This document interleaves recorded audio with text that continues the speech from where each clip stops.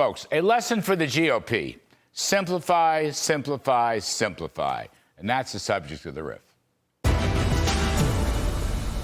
Really, the most important thing I've seen from all this year-end congressional spending, drama, and confusion and difficulty in getting an agreement is what this tells us about the difficulty of more than one reconciliation bill next year.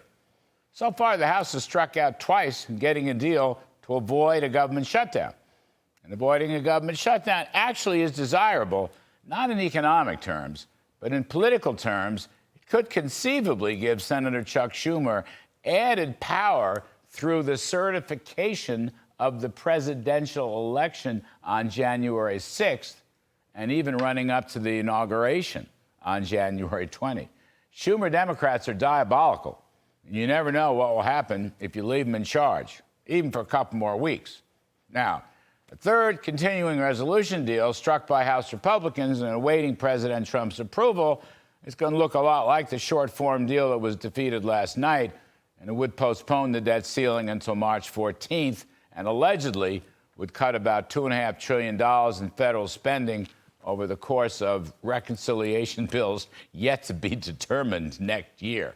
But as anyone can plainly see, this relatively simple exercise of extending funding out for a couple weeks has been very difficult and very contentious and very unpredictable. And I believe it's a leading indicator of the potential problems the GOP may encounter next year if they continue to casually believe they can actually pass numerous reconciliation bills in 2025. They're kidding themselves. Recent polling, by the way, by McLaughlin and Associates, Jim McLaughlin's going to be here in a minute. Anyway, that polling shows nearly half of all voters think we are in a recession, and more than 4/5 continue to worry about inflation. 35% of voters say it's most important for Trump to secure the border, and right behind, 26% say continuing growth by making the Trump tax cuts permanent. The overall economy, still the number one issue, way beating out the border. And Trump tax cuts 2.0 are wildly popular. 82% of voters favor an end to federal taxes on Social Security income. 71% favor ending federal taxes on tips for service workers. 64% favor ending federal taxes on overtime pay for workers. And 70% favor making the 2017 Trump tax cuts permanent. Right now, Mr. Trump and his transition team are very popular. His approval rating well above 50%. He is enjoying a nearly unprecedented post-election honeymoon.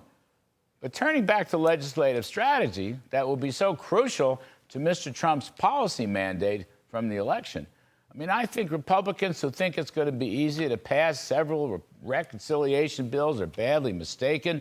Parliamentary confusion inside the GOP ranks in just the last couple days, centered on what should be a relatively simple exercise, is a major red flag warning, making things overly complicated next year.